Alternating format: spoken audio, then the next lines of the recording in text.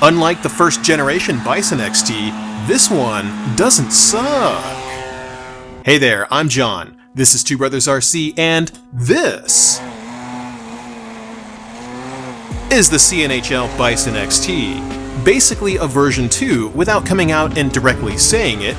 CNHL has once again managed to snag yet another airplane from a different company.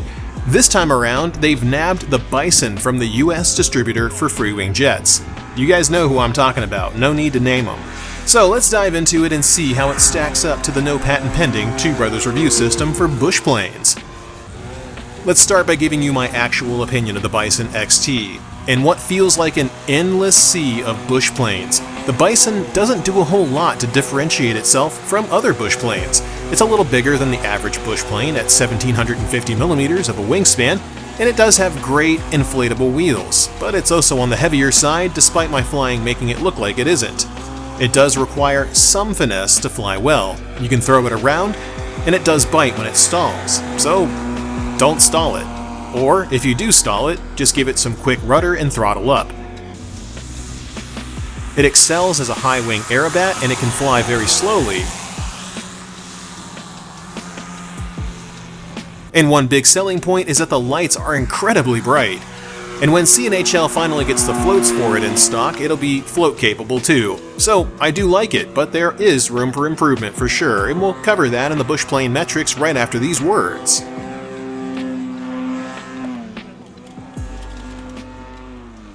If you're like me and you've ever wanted to print one of the many mods you can do to your airplane, but you hate the idea of spending a ton of money on a 3D printer and all the materials for it, then JLC 3DP is what you need. JLC 3DP is a 3D printing service that you can use to print basically anything you want. No need to own your own printer either. Upload the models you want to print, choose the material to print with, get the price listed up front, and it's sent right to you quickly and easily once it's done printing. JLC 3DP takes all of the annoyance out of 3D printing by delivering high-quality prints right to your door, so you, too, can finally find and print all sorts of upgrades and mods to your planes that you found on RC groups, in Discord servers, or after browsing 3D print libraries. There's an entire world of components waiting for you. Visit jlc3dp.com today and try it out for yourself. First up, let's chat maneuverability. This is obviously a pretty maneuverable aircraft, and it does most things that I tell it to do. It's got a bit of strange behavior in roll, where it feels like it robotically snaps into roll movements faster than I want it to, but otherwise handles about as well as any other bush plane that I've flown, and is a bit easier to see with the high contrast scheme that CNHL applied to it. With bush planes, I am looking to balance the aircraft neutrally for best handling in the air, with some gyro tweaking in AS3X Plus to make it rock solid in wind and super maneuverable overall. Unfortunately, the Bison XT does not fly neutrally, but it almost gets to neutral if you shove an SMC 4000 class HV3 battery as far aft as possible in the removable battery tray. You could go lighter, but you'd reduce flight time if you're doing the stuff that I like doing. So while it doesn't quite balance neutrally, it at least takes off and does land without struggling. Takeoff is very uneventful. Drop the flaps, throttle up, and it flies. Drop the flaps, pull the elevator, and go full throttle. It'll take off vertically. It has no shortage of thrust whatsoever. Additionally, landing is easy too. 3-point landings can be performed by stalling the plane onto the wheels. You should do touch-and-go practice with the Bison to see how it likes to be handled, but it's not that much different from any other bush plane that you may have flown. Fly it to the ground, stall it with some elevator input, plop it on the main wheels. Slip it in if you want to be extra fancy.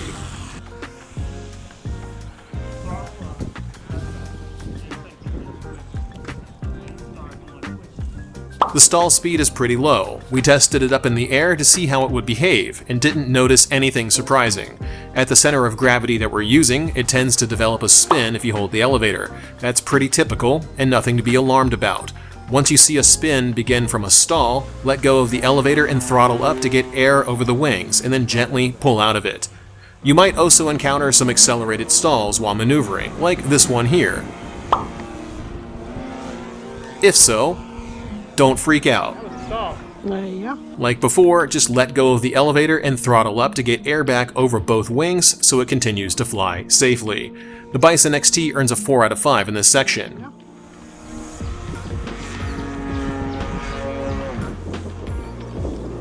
The Bison XT is pretty efficient. Like most bush planes that I fly like a crazed madman instead of like a bush pilot, the Bison keeps up with what I tell it to do, and it doesn't chew through batteries while doing it. I averaged 7 minutes overall on every flight using SMC 4000 class HV3 batteries. These are new packs from SMC that just came out, and I highly suggest that you consider getting some for yourself while they're still in stock. Because every time I talk about these things, they fly off the shelves and they're out of stock again.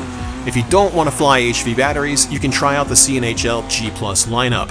4000 class CNHL G Plus packs will get you plenty of power as well, though not to the same level as any HV pack from SMC will. But you won't have to worry about monitoring the voltage with the CNHL packs to keep from damaging them like you do with SMC packs. It's a trade-off. The Bison XT earns a 5 out of 5 in this section.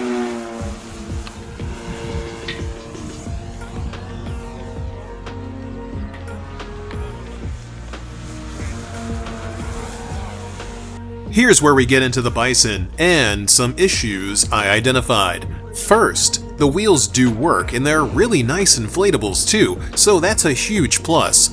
Often, bush planes in this size tend to come with rock-hard wheels, but they usually have suspension to their credit. The Bison XT has inflatable wheels and a soft, springy suspension system. Now that suspension is great, but unfortunately mine did loosen up from the motor vibration in the air, and I had to perform an emergency landing that I pulled off somehow.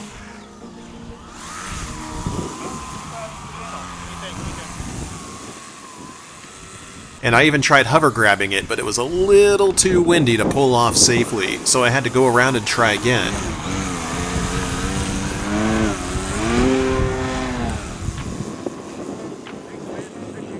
The wind would kick up right now, huh?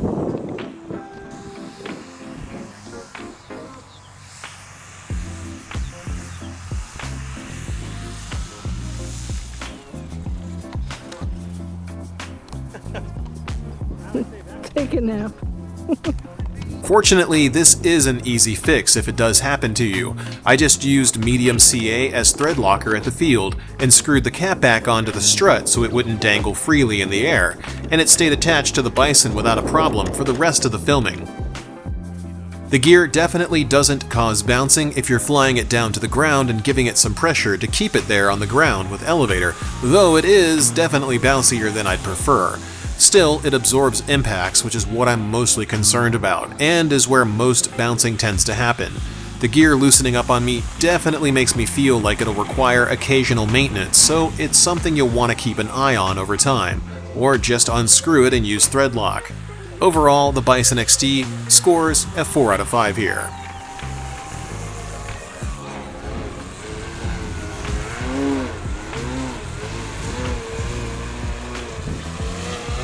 Moving on to fit and finish, I look for a few major things with bush planes. First, they need large control surfaces to throw the aircraft around at low speeds while tumbling and doing other goofy stuff that I like to do. But most importantly, they need those control surfaces to be oversized so they can force the plane to fly well at slow speeds. Just like turning in a parking lot requires turning the steering wheel a lot, slow airspeeds require lots of control surface deflection to produce any measurable difference in the aircraft's attitude. It definitely has this, which is great because it wouldn't be much of a bush plane without them. It doesn't have slats like the first version did either, just a clean wing that doesn't randomly stall on you while you're dropping the flaps, so CNHL did a great job of fixing that major issue in the original Bison. Out of the box, the Bison looked great, with zero damage to the foam or any weirdness or oddities that come from factories that make subpar aircraft. The hinges are a mix of foam hinges on the elevator, foam hinges on the ailerons, slotted flaps, and a pinned hinge rudder. The aileron hinges started to wear out from some of the landings where the wings scraped the ground, so I had to fix the foam hinges on the ailerons with foam tack.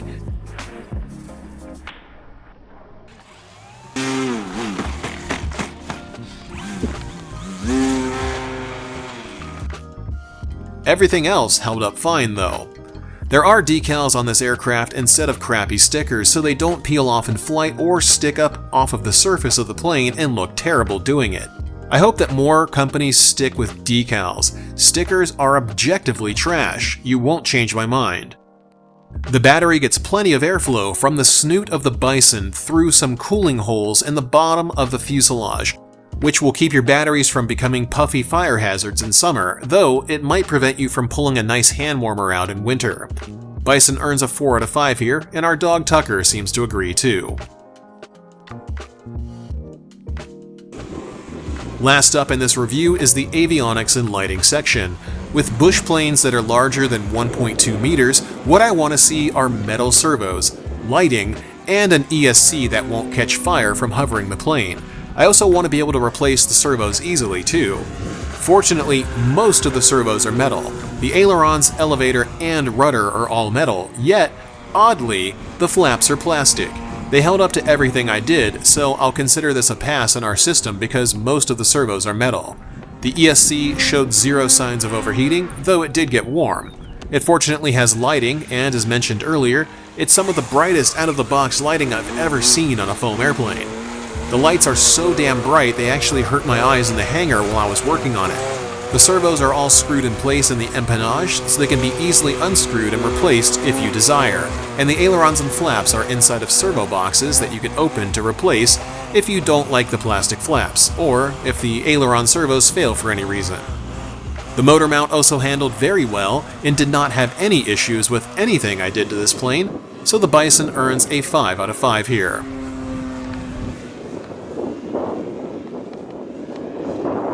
Here's the gyro gains that I used with AS3X Plus before we get to the overall scoring. These gains on screen are variable gain, meaning that you need to be flying with a gain switch or a gain slider enabled when you set up your aircraft.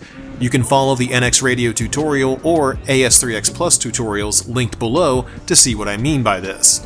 Do not fly with the gain fixed to these values. Cut the gain values in half if you want to fly fixed gain, although I'm not sure why you would. Overall, the CNHL Bison XT earns a 22 out of 25. That's a very solid score, and probably far better than it would have gotten if this was the original version with the slats that made it drop out of the sky the moment the flaps were dropped. At least that's what everybody told me. It looks good, it flies well, and it does bush plane stuff for $399. I'd say that's a bargain. It's hard to find a bush plane this size, that's 6 cells, and flies this well, though it still has a few issues that we've noted that you'll want to watch out for. Nothing deal-breaking in my view, but hey, I'm not you. Maybe you see it differently. If you do like what you see, though, pick it up via the link in the description below, which directly helps support what we do here at Two Brothers RC.